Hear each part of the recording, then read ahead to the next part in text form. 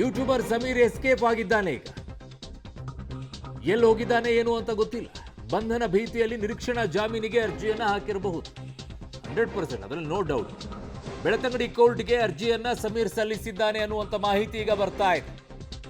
ಸಂಜೆ 4ಕ್ಕೆ ಸಮೀರ್ ನಿರೀಕ್ಷಣಾ ಜಾಮೀನು ಅರ್ಜಿ ವಿಚಾರಣೆಗೆ ಬರುತ್ತೆ.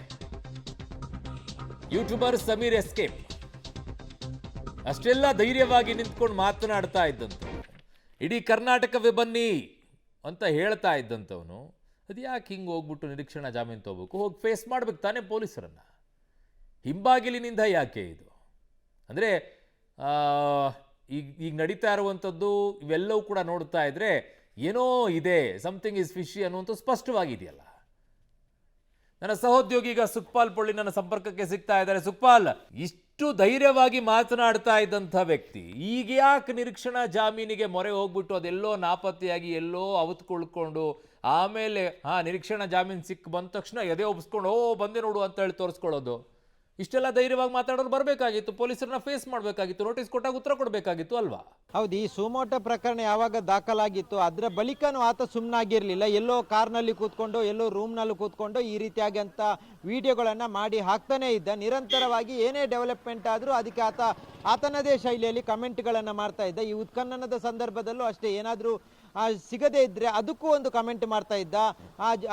ಈ ದೇವಸ್ಥಾನದವರು ಜೊತೆಗೆ ಇಲ್ಲಿನ ದೇವಸ್ಥಾನದ ಮುಖ್ಯಸ್ಥರ ಬಗ್ಗೆ ಬೇಡದ ರೀತಿಯಲ್ಲಿ ಕೆಲವೊಂದು ಅವಹೇಳನಕಾರಿಯಾಗಿ ಮಾತಾಡ್ತಿದ್ದ. ಅದನ್ನು ಸಹಿಸಿಕೊಂಡು ಪೊಲೀಸರು ಇಷ್ಟು ದಿನಗಳ ಕಾಲ ಯಾಕೆ ಕೂತಿದ್ದಾರೆ ಅನ್ನುವಂಥದ್ದೇ ಪ್ರಶ್ನೆ. ಅದಾದ ಬಳಿಕ ಈಗ ಆತನನ್ನು ಬಂಧಿಸಬೇಕು ಅನ್ನುವಂಥ ಹಿನ್ನೆಲೆಯಲ್ಲಿ ಹೋಗಿದ್ದಾರೆ. ಆದರೆ ಯಾವುದೇ ರೀತಿಯಾದಂಥ ತಯಾರಿಗಳನ್ನು ಮಾಡದೇ ಹೋಗಿರುವಂಥ ರೀತಿ ಕಾಣುತ್ತದೆ. ಪೊಲೀಸರು ಏಕಾಏಕಿ ಹೋಗ್ತಾರೆ, ಆತನಿಗೆ ಅದು ಮಾಹಿತಿ ಗೊತ್ತಾಗುತ್ತೆ, ಆತ ಮನೆಯಿಂದ ತಪ್ಪಿಸ್ಕೊಳ್ತಾನೆ, ಮನೆಯವರು ಎಲ್ಲರೂ ಇರ್ತಾರೆ ಅಲ್ಲಿ, ಆದರೆ ಆತ ಇರೋದಿಲ್ಲ. ಹೀಗೆಲ್ಲ ನೋಡಿದಾಗ ಪೊಲೀಸರು ಯಾವುದೇ ಸುಳಿವನ್ನು ಕೊಟ್ಟು ಹೋದ್ರ ಅನ್ನುವ ರೀತಿಯಲ್ಲಿ ಇರುವಂಥದ್ದು. ಅದರ ಜೊತೆಗೆ ಆತ ಎಲ್ಲವನ್ನ ಓಪನ್ ಆಗಿ ಹೇಳ್ತಾ ಇದ್ದವನು ಓಪನ್ ಆಗಿ ಇರಬೇಕಿತ್ತು. ಇವತ್ತು ಬಂಧನ ಮಾಡುವಂಥ ಸಂದರ್ಭದಲ್ಲಿ ಆತ ಎದುರಿಗೆ ಸಿಗಬೇಕಿತ್ತು.